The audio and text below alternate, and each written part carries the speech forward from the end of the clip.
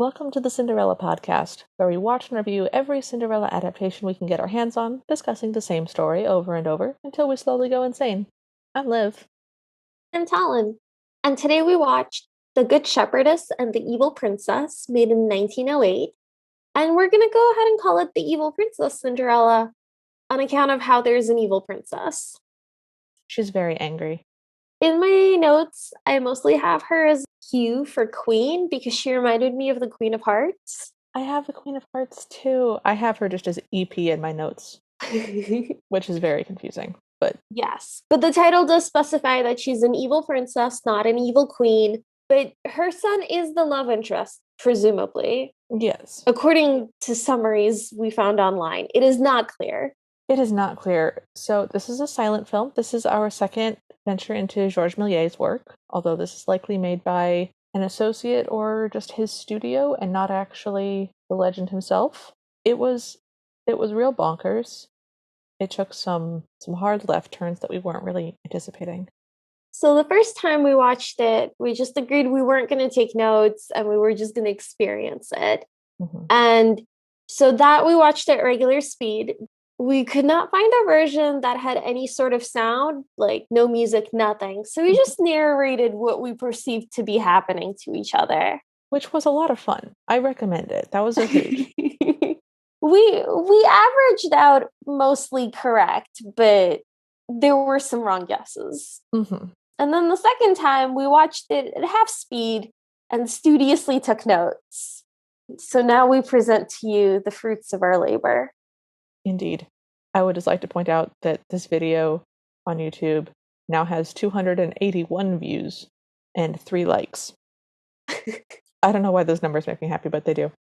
So we start with a beautiful painted backdrop. It's very pastoral. And there's like goats or sheep or something hanging out, and a shepherdess in a really cute hat doing a thing that I just realized I don't know what it's called when you have wool, maybe, and you make it into like string. Is it string? It's not string. It's okay. You're doing good.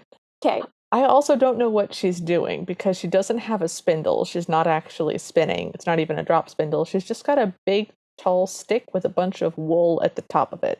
It looks like cotton candy. It does. She's got a big cotton candy stick of wool, essentially. And like a bobbin or something. Maybe just a big stick with wool on top of it, guys.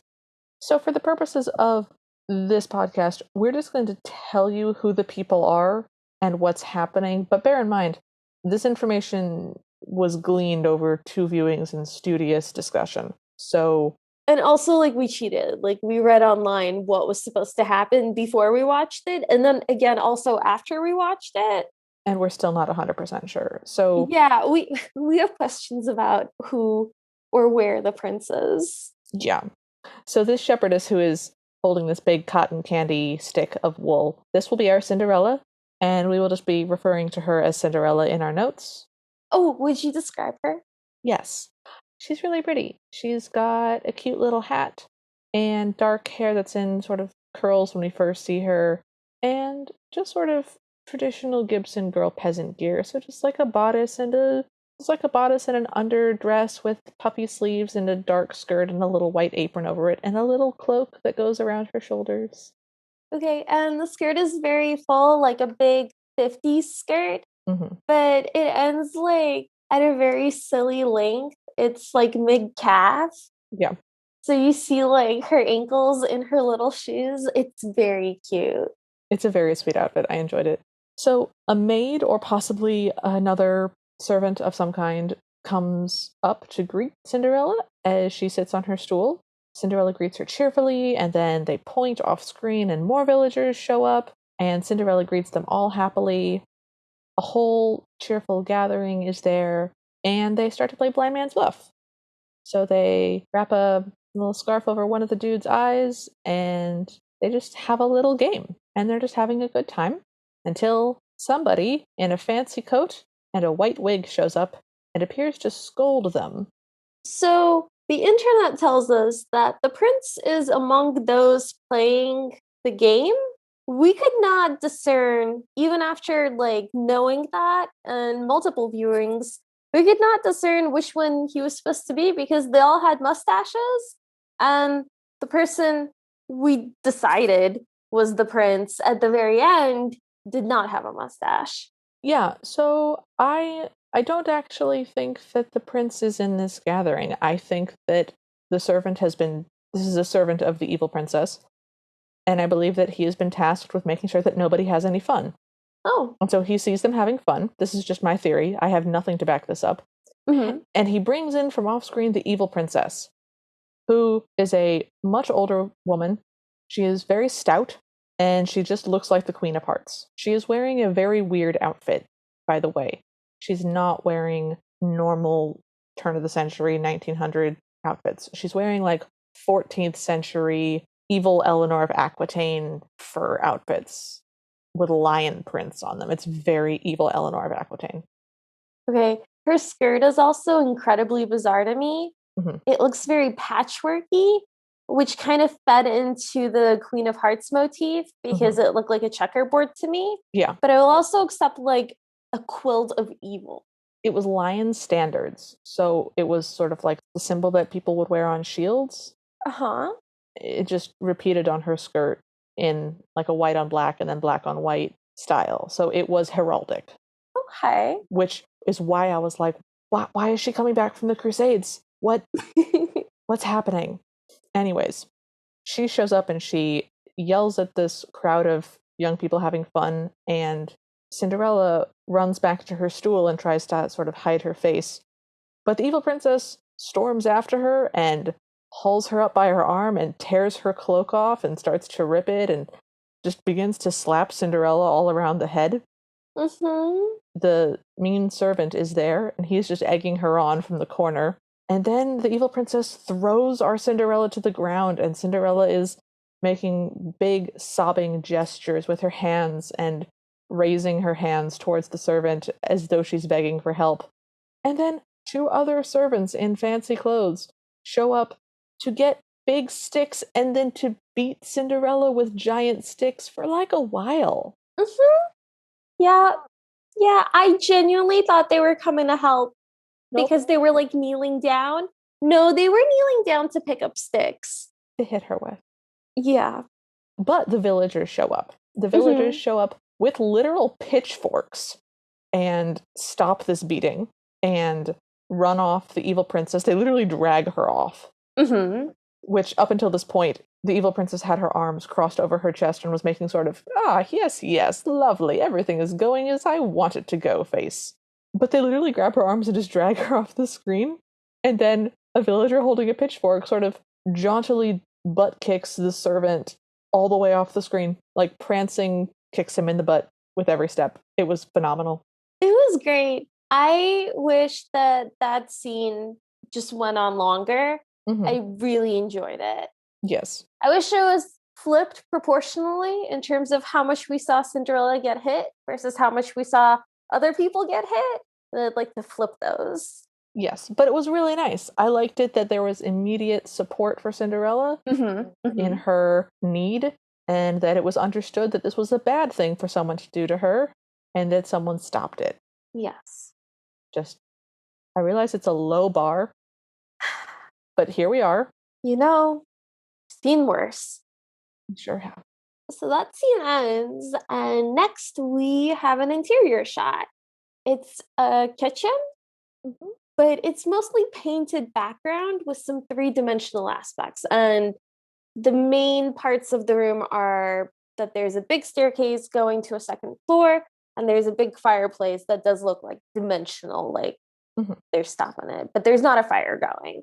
No. So Cinderella's crying, and she's walking around and more crying, and she's got her head in her hands. Then she sits down and continues to cry. She cries a whole bunch.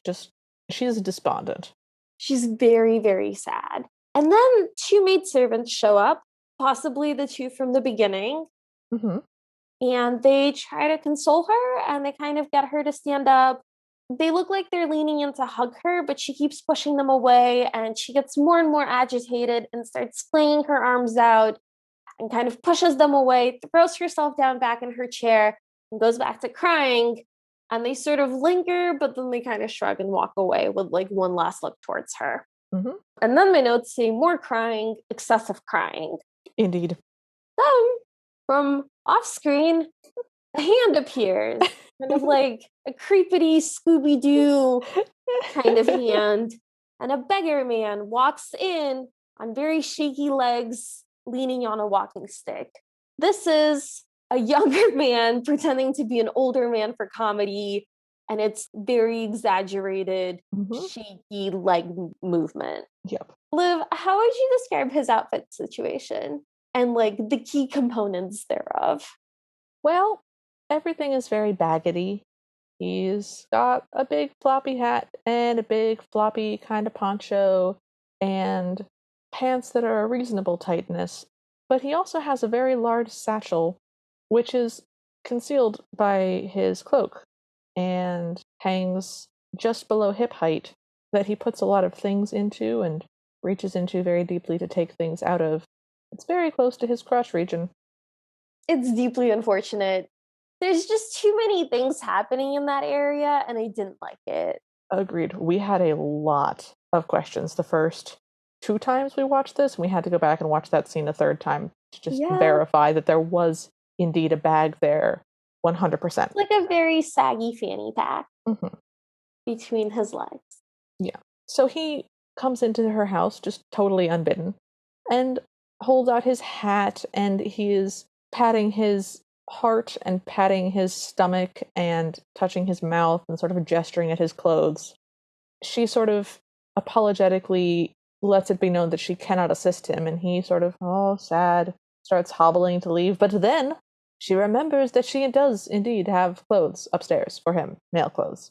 So he hobbles back to the middle of the screen, and she goes upstairs and brings down this shirt and pants combo that were hanging on the staircase. They were literally right there. And he thanks her for this, and she helps him get into it by just sort of putting it over his other raggy clothes. I don't think she even helps him get into it. I think she just demonstrates what it is, one piece at a time, and then lays it out on his arm. Okay. And he just makes a lot of happy nodding gestures at her. She goes over to the pantry, and she gets a little satchel of food and gives it to him, putting it well and thoroughly into his satchel at crotch height underneath his cloak. And he kneels and he kisses the hem of her apron, and then he kisses her hand, and then he points up, and then he hails Caesar, and then he hobbles out. And Cinderella goes back to crying, and she stands and stomps around, and then she adds something to a pot that's in the fireplace. And then we're at the palace. We sure are. That's the end of that scene. I think that what's happening in the beggar scene is that he is calling down the blessings of the gods upon her. I think that's what's happening. Yeah. Okay. Yeah, that's what I thought too. Okay. Yeah, what else could it be? Just hailing Caesar. Crazy person walks into her house and is like, I need clothes and food. Hail Caesar. And leaves. Like, I've seen weirder things. So next we're at the palace. And we're in some sort of fancy bedroom, I believe. There's a table in the foreground, and there's a seamstress sewing what looks like a very fancy dress at one end of the table, and then behind the table there's some sort of chase or bed or sofa situation with a pointed canopy of curtains right above it. So it's very symmetrical and very pretty. I think it's a bed. I think the maids are making the bed. Oh, okay. I thought they were just fluffing pillows. They could be. I think they're making the bed. Okay, well, I don't want to have an argument about this. This looks like it could get really contentious. So there's 2 maids, and they're the servant girls from before, presumably, and they're just doing something. So the evil princess walks into the room and is immediately just angry. She grabs one of the maids and just shoves her and starts slapping her. And then, as she runs the first one out, she turns around and starts going for the second one, who like backs away from her. And she makes like come to me motions with her hand and also grabs her, more slapping. The second maid also runs out. The seamstress, by the way, has not even looked up, hasn't dropped a single stitch, just completely nonplussed. This must be a very regular occurrence here. Indeed. Unfortunately. The evil princess crosses her arms and pouts and seems generally dissatisfied until she turns her eye to the seamstress and walks over to where she's working and slaps at the fabric she's working at. And the seamstress gets up and you think like, oh, she's going to stand up to her. But no, as she starts to walk away, the evil princess like grabs her and also smacks her and then also kind of walks her out. Okay, but like the maids respond to this in a very sort of hands thrown up, cowering demeanor. The seamstress responds the way you respond to a small toddler having a slappy fight, at your ankles. Like, okay, all right. Yeah, I'm going. Yeah. All right. Maybe she could also be just like stoically enduring pain. Or that. It was just bizarre. She responds to being physically abused differently than everybody else. Yes. Everybody else. Then we have a servant guy. I do not believe that this is the evil servant guy. No, I don't think so. Because she's mean to him. Mm-hmm. So he has like a scroll and he's trying to get the evil princess's attention. And she hits the scroll right out of his hands and is yelling at him. And she's crossing her arm and she's pushing him away. And then another servant guy, also, I think a nice servant guy, not a mean servant guy, comes in. And he's got like a tray with something on it. And she does the same thing. A cook guy comes in and he's got a pot in his hands. And she smacks it out of his hands and she pushes them all out. And she just has a full-blown tantrum, storming around the room, just throwing things. So she throws a potted plant. She throws down some papers. She goes to like the mantle and throws down possibly a vase and then possibly a clock. And then she finally sits down in a chair in the corner and just continues having a tantrum, slapping her own knees with like fisted hands. It was phenomenal. It was great.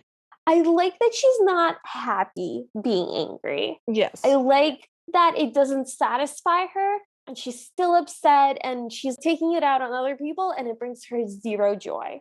100% agree with that statement. So we go back to our interior shot of Cinderella's house now, and Cinderella is dusting the walls, and then she just sort of examines a little cup, and then she picks up a piece of fabric and inspects it minutely, and then begins to pretend sewing. And then, from the fireplace, as we expect, a fairy appears.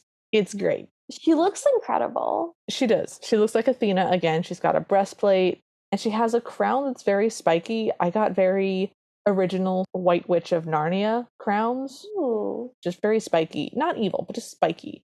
I got strong, like, Valkyrie vibes from her. Yes. Cinderella's very startled by this, and the fairy godmother does the hand gestures that convey to us, the audience, that she is communicating, you have a good heart, you helped the old man, I'm here to help you. She kind of makes a gesture that she's like gonna dry her tears. Yes. Maybe. And she takes Cinderella by the hand and leads her around the room to the left of the screen. And then a giant coach appears, pulled by swans. The coach and the swans are mostly two-dimensional painted props. Yes. Just a heads up. This is very nicely drawn on cardboard. Yes.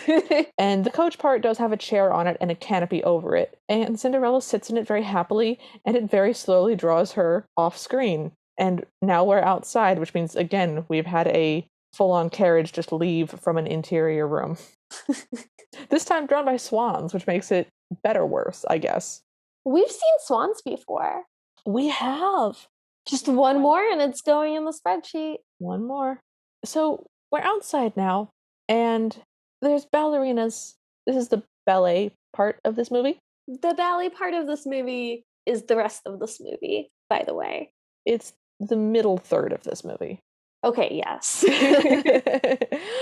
So there's 6 ballerinas dressed in very traditional white ballerina gear. It's not the full-on tutus, but it's very floofy dresses. And there is a statue behind them on sort of a raised terrace. And it will turn out that she's not actually a statue. She moves, but she's dressed real weirdly. She's got sort of a breastplate on again, but it's so hard to see what she's wearing that it just sort of looks like she's a naked statue. Yeah. Okay. I was Yeah. confused. No, that was my impression as well. Okay. The statue is not important, by the way. She doesn't like do anything. She doesn't come to life dramatically.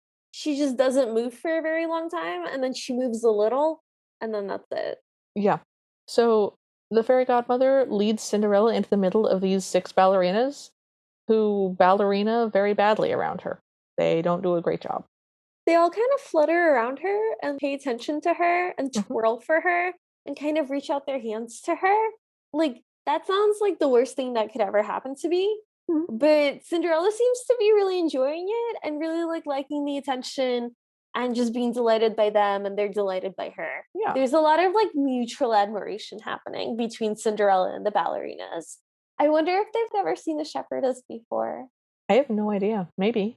They just seemed very delighted. They did. They do finish their dance, though, and we thought we were done with the ballet because the fairy godmother takes Cinderella and leads her up the garden stairs and clears the foreground magically. But we're not done. The ballerinas come back, and they have garlands of flowers in their hand. They're like these floral hoop arch things that they're holding. They look like most of a hula hoop. My note just says, more wreath bouncy bounce. Hmm. They're very badly out of time with each other, by the way. They are not moving well together No. as a group. They kind of dance in a straight line, but like not in sync. An extra ballerina shows up now, and she proceeds to do sort of the aria of this ballet, and her legs are not straight at all. She does not do anything with straight legs, and it bothered me so much more than it should have. Yeah, so I was wondering if she was meant to be like a quote unquote bad dancer because she does everything like on flat feet and with bent legs, Mhm. which you can do on purpose, but usually you don't in ballet. Yeah. So to do that is such a conscious choice. Like you can't do that accidentally. Unless you're really, really bad at ballet. I firmly believe that if I attempted to dance ballet, that is what it would look like right now.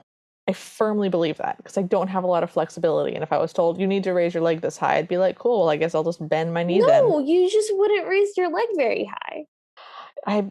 They're also wearing point shoes on grass, which They sure are. was real confusing because I don't pretend to be a ballerina, but I do happen to see a lot of them at the dance studio where I go every week.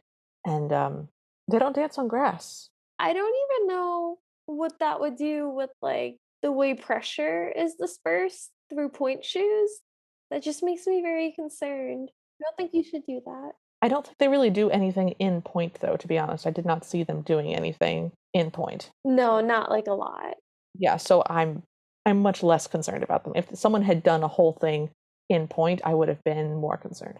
By the way, just a little statue lady update for all of you. Still there, still not moving, dead center, looking straight at us. My note goes, who is in the back? Is it not a statue? Is it Pygmalion? WTF? Is she naked? I could not focus on anything else. She was so distracting.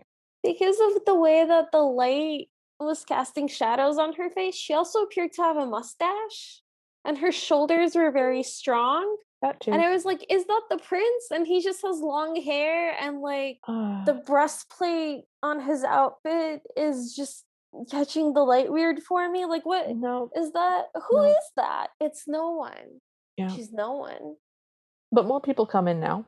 Servants, 2 couples, just also come out to this grassy area and have a little step kick, bow, hands around, pull through, dance with one another as Cinderella admires them.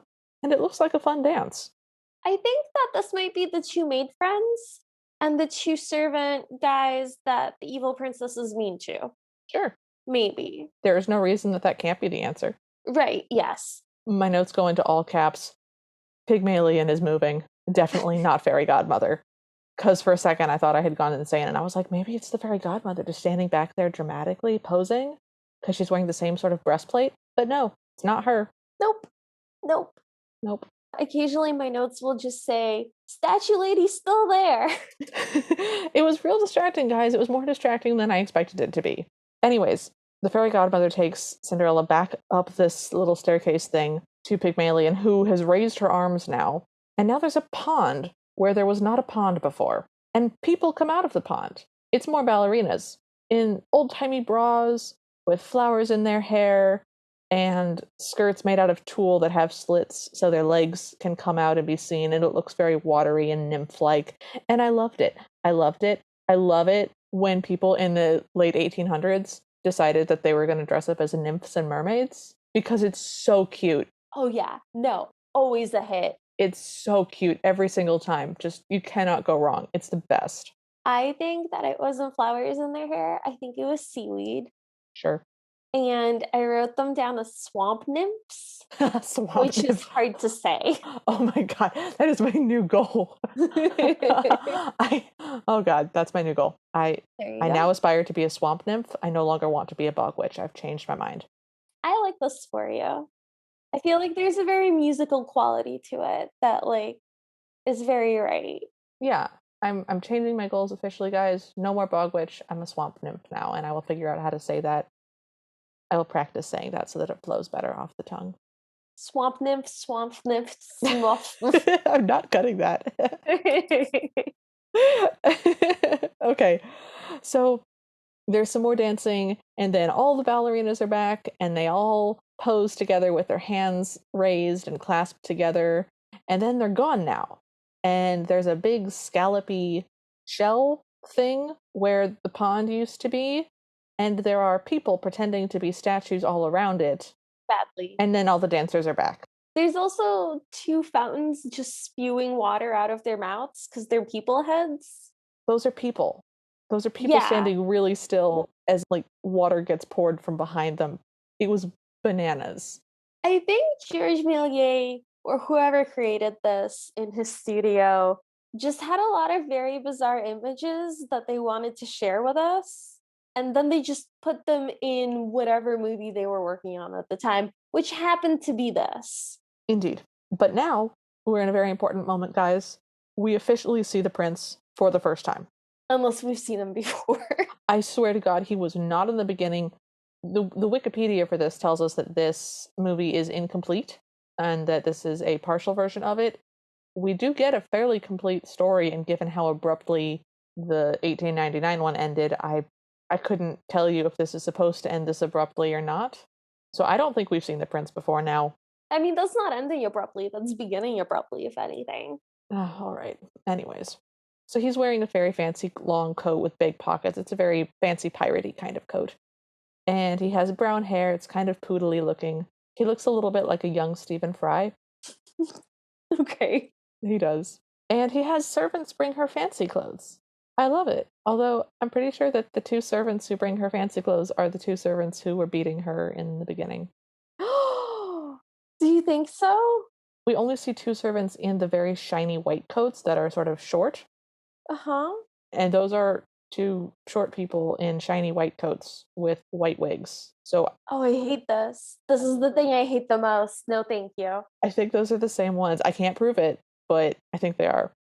Between frames, she is now wearing the dress. I'm not a big fan of it. It's very heavy fabric, and it's not held up very well by petticoats, so it looks sort of slumpy and saggy. It looks like she's wearing drapes. I didn't like it very much. Proportionally, I thought that her shepherdess outfit was much more flattering. Agreed. And just like in general, like cuter, had more details, and was just more fun.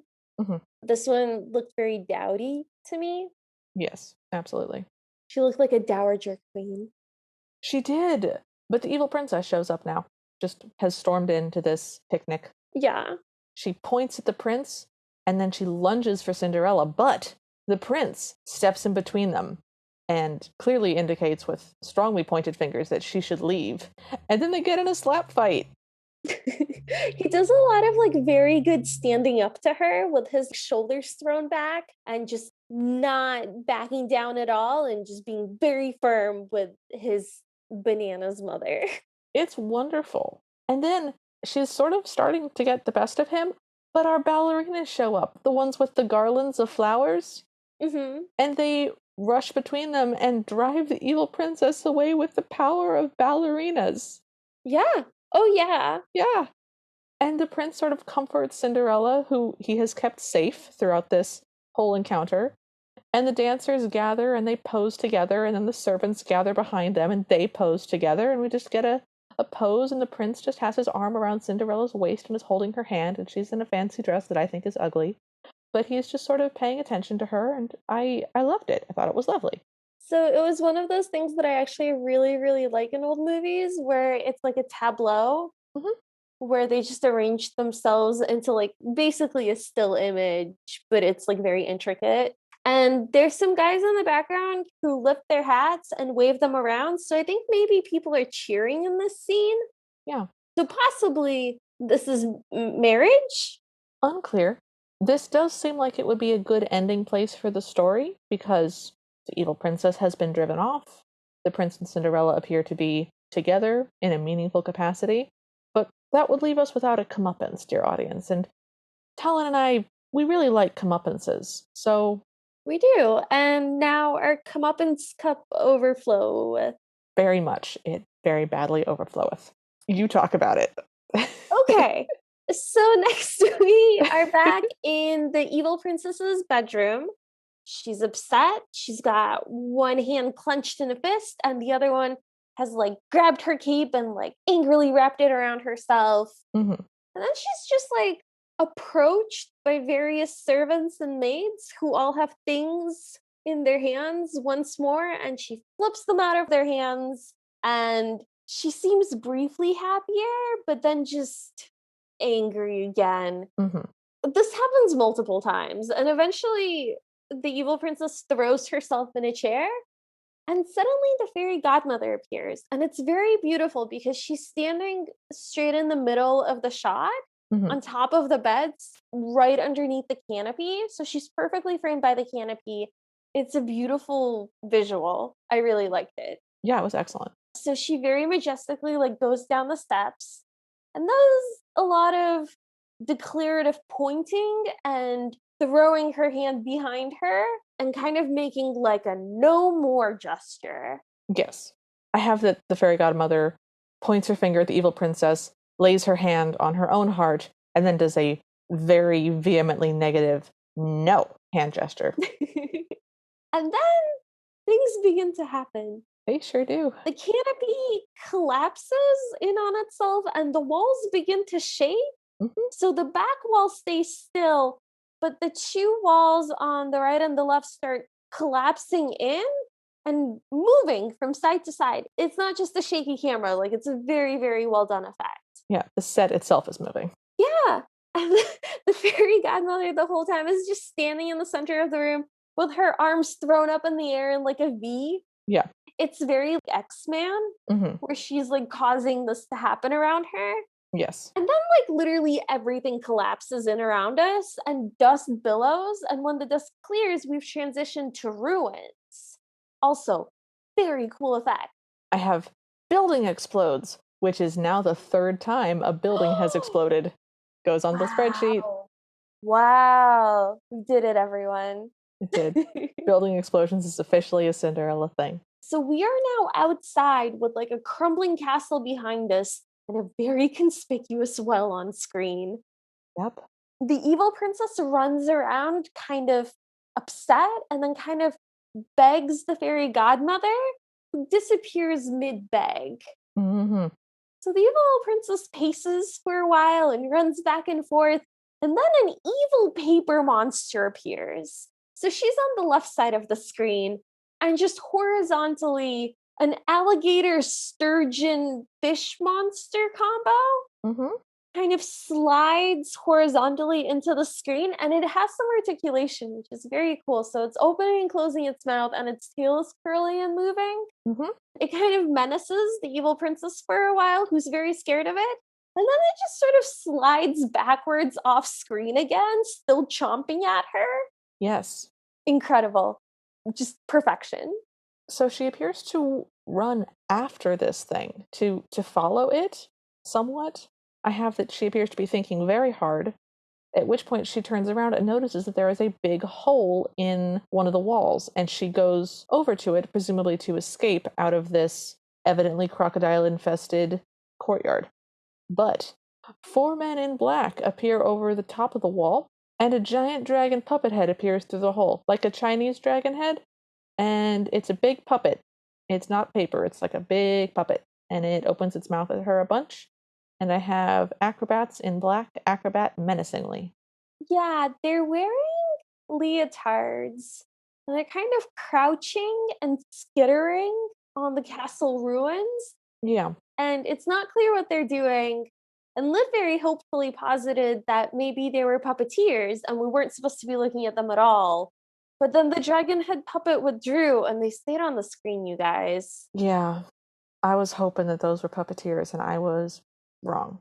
And just as we're about to get over whatever the heck that was, something else happens. How would you characterize what happens? I have, all caps, giant pirate head covered with barnacles and warts appears, and there's a terrifying clown head in the hole, and the pirate head retreats. Clown head is replaced by menacing acrobats. Oh good, the pirate is back. Menacing acrobats cartwheel out of his mouth. Um, they don't cartwheel, Liv. They're clearly somersaulting. You know what? I meant somersault, and that word vanished from my head, which is good because I also didn't spell cartwheel correctly. Yeah, so a giant, like, it fills up the entire screen, paper profile Yeah. of what can only be described as like a very grisly pirate. Yeah. Like he's got the big golden earring, he's got the weird hat, he's got literal barnacles on his nose. This looks like a man who's one with the sea. Yeah, his eyes are very disturbing. He's missing some teeth. His jaw opens and closes very upsettingly. It looks almost like the thing at the beginning of Monty Python with the Yes. paper puppets. Yeah. Yeah, so it kind of looks like that. And at the same time as the pirate head is inching its way onto the screen, in the hole in the wall that the evil princess had just been about to go into, just the face of a clown appears, and it's one of those sad French clowns that people collect. Mm-hmm. People like me. This was sort of the height of we haven't figured out how to make clowns not terrifying, so the clowns are all terrifying. It's like a weird, sad clown. I don't have a fear of clowns. I'm fine with clowns. That was a disturbing looking clown. Yeah. Like, disturbing. I was real happy when it stopped being on the screen. The black leotard guys, after the clown disappears, do like a spooky appearance with menacing jazz hands in the opening in the wall. And then the pirate comes back and the guys disappear and tumble one by one out of the pirate's mouth to kind of do a weird, creepy, scary dance around the evil princess, who at first seems terrified, but by the time like the third guy is somersaulting, has kind of just thrown her hands up and is going like, "Oy vey, another one."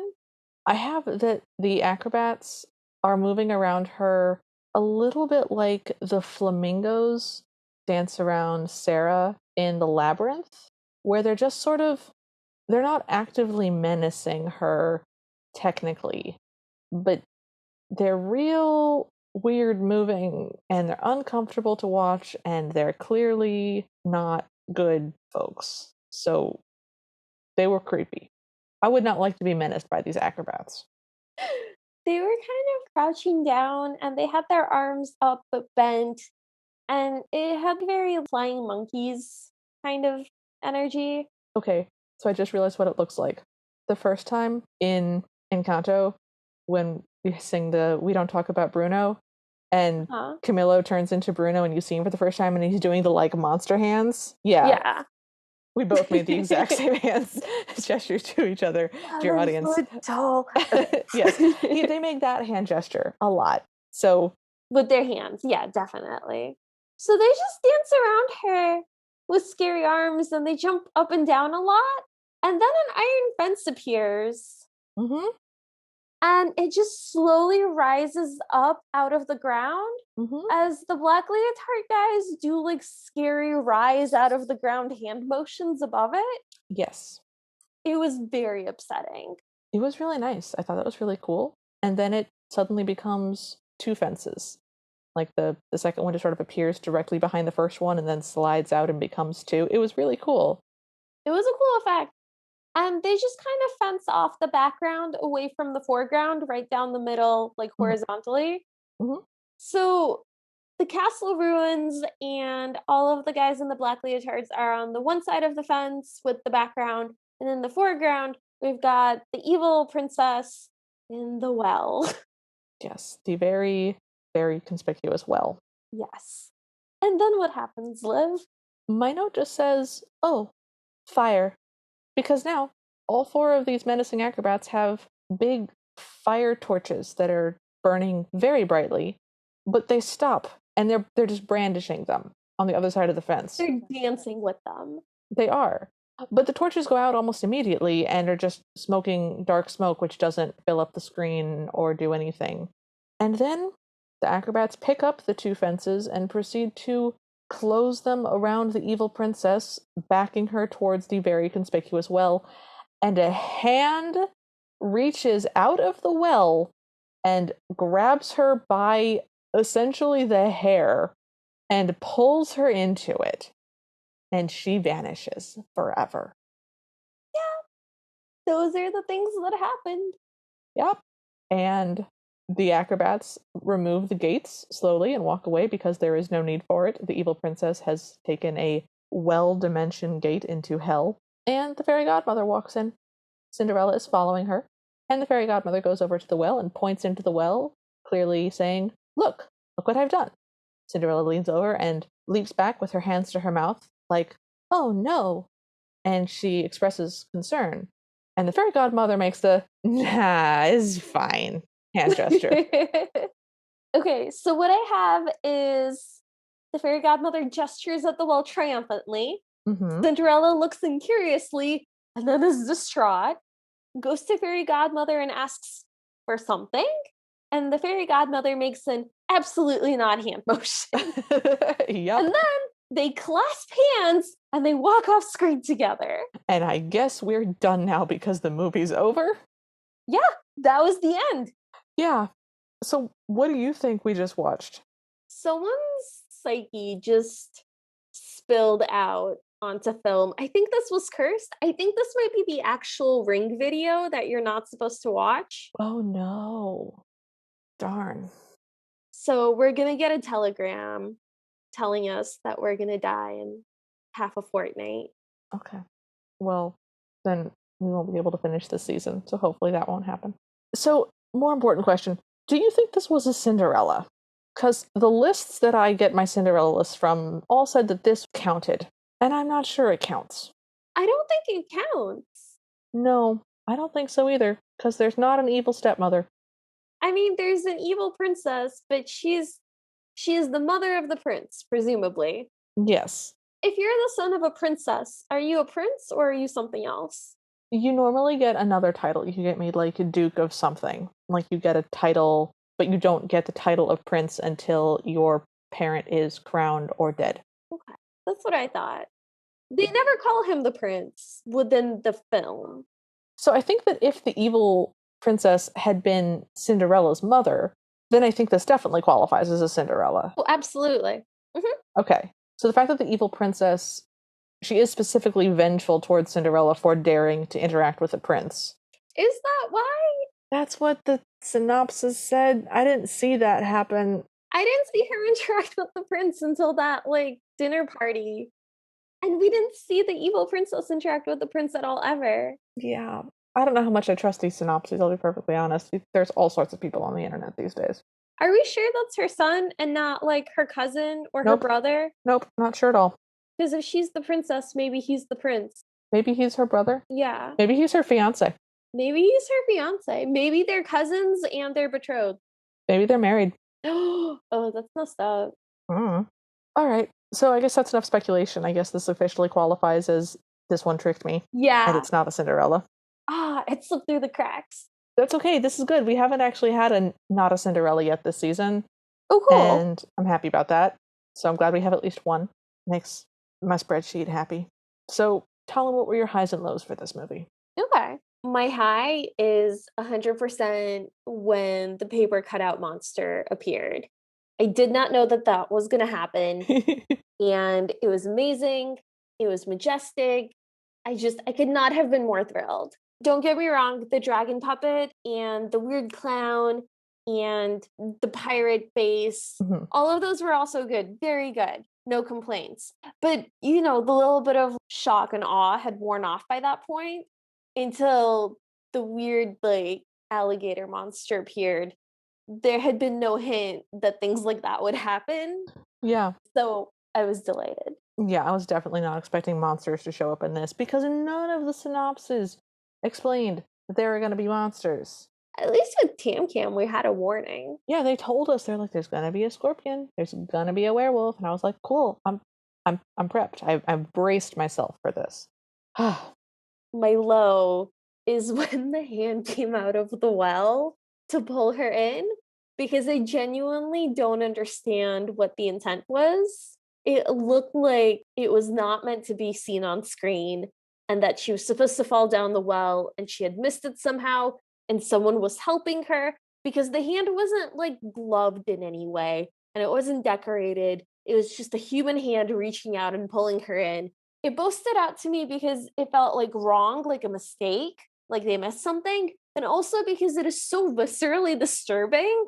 I have a terrible theory for you. Oh, God. Okay. So what the synopsis say is, and then the evil princess falls into the well. What if the evil princess went to fall into the well, and a literal hand came out in our universe, not in the storybook universe, and literally pulled that actress into hell, and it was just caught on camera? And that's why it looks so weird. Well, it's way past midnight.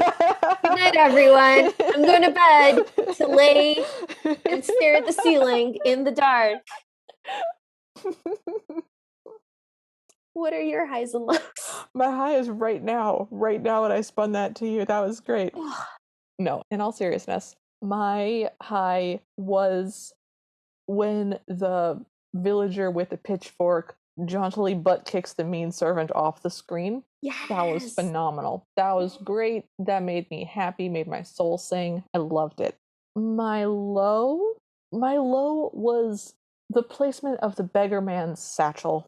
It was so unfortunate, and it messed up that whole scene for me, because every time I was trying to watch it and have an emotional feeling of, oh, she's being kind to a beggar man, oh, look at her, look at how generous she is, I was just completely taken out of it by, okay, is that, how close is she? I'm not sure. So I didn't like that. He should have had one of those hobo sticks on his back with the little satchel pouchy thing that 100% is nowhere close to his crotch region. I mean, he could have just had a satchel over his shoulder. Yeah. And not between his legs. Outside of his cloak, where we could see it. It wasn't inside his clothes. Anyways. You know what's nice? A basket. A nice firm basket that you can just hold in your hand that's just basket shaped and cannot be hung on anything. Yeah, I like that too. So what would you change about this movie? Okay. As fascinating as the ending is with the evil princess being punished, it was just too much evil princess for Cinderella. Yeah. And I think there should have been slightly less of her being evil and a little more of Cinderella and the prince like falling in love and living happily ever after. And I think her life and also the castle in ruins sequence should have been much shorter. Okay. I would literally trim. How about you? What would you change? I would give it an ending. Oh, how bold. Right? I just want one more scene where the fairy godmother leads her away from the well and to the prince, who gestures to a servant, who puts a crown on her head, and they raise their hands together. That's... Oh my God, Liv, there's no shoe in this. Well, we already... This is so not a Cinderella. I don't even know how to talk about this. It told me it was a Cinderella. Okay, the internet lied. The internet is like, this is a very Cinderella story. Look at how Cinderella this is. It's so Cinderella. Cinderella. It lied to me. I don't tell you. What do you think the shoe is in this movie, then? A goat. A goat. She loses one of her goats, and the prince has to bring a goat back. This is the little Bo Peep Cinderella. Yeah. Do you think our listeners should watch this? No, I don't know. It was okay, but it wasn't like anything great. You could watch any other George Méliès film and basically get the same thing out of it. Like, yeah. I don't know that you need to seek this one out. Yeah, this one wasn't as much fun. The two other silent Cinderellas that we've done, the first George Millier one and the two slipper Cinderella one, whatever that one was called, Der Verlerina Show, that one. Yeah. Those were both real fun. Definitely give those a look. This one was a pass. Yeah. Not so much. So, what is your final grade for this movie? I'm gonna give this. I don't know what to give this. Like, it's not a Cinderella. I'm gonna give it a C minus. Okay. Just because it was very, very charming. And so, like, I don't want to fail it, but also this wasn't Cinderella. Yeah, that's very fair. How about you? What grade are you giving it? I'm gonna give this a D again because it lied to me. Right. And I thought it was a Cinderella. And as much fun as the weird crocodile, dragon monster, pirate head, clown head sequence was, it was very jarring and it felt like it belonged in a different film altogether. So I didn't like it. I think a good comeuppance for the princess is, and now your palace is destroyed. We didn't actually need the rest of that. Where's Cinderella and the prince gonna live? Oh, well, the other palace. The other palace. Maybe just her bedroom was destroyed. Maybe she's just like her tower fell off. Yes, like there's now just a whole functioning palace with one like weird crater room in it. I don't know. That's so funny. So yeah, I'm giving this one a D. It's not a Cinderella. It had some really fun stuff in it, but I didn't like Cinderella's dress. I didn't like a lot of the special effects. Really don't like being menaced by acrobats, even visually, so I didn't like that. Hands coming out of wells is not a great thing, just in general. So I'm going to give this a D, but I'm not mad at it. That's fair. It just misunderstood the assignment. Well, it's almost midnight, so thanks for joining us. If you like this episode, please leave us a rating or a review. We'd love to hear from you, so follow us at CinderPod on Twitter and Instagram, like our Facebook page, or email us at thecinderellapodcast@gmail.com. If you want bibbity-bobbity bonus episodes, or to hear us discuss this week's Cinderella, but with more adult questions, language, and beverages, join us in the Ever After Party at patreon.com/CinderPod. Our intro music is Bad Ideas by Kevin MacLeod. You can find him at incompetech.com. So, Liv, what are we watching next week? Next week, we are going to watch The Glass Slipper from 1955.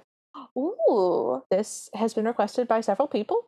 It is evidently a beloved classic. I've never heard of it. I've never watched it. I've never seen anything about it. I came across it while I was coming up with lists.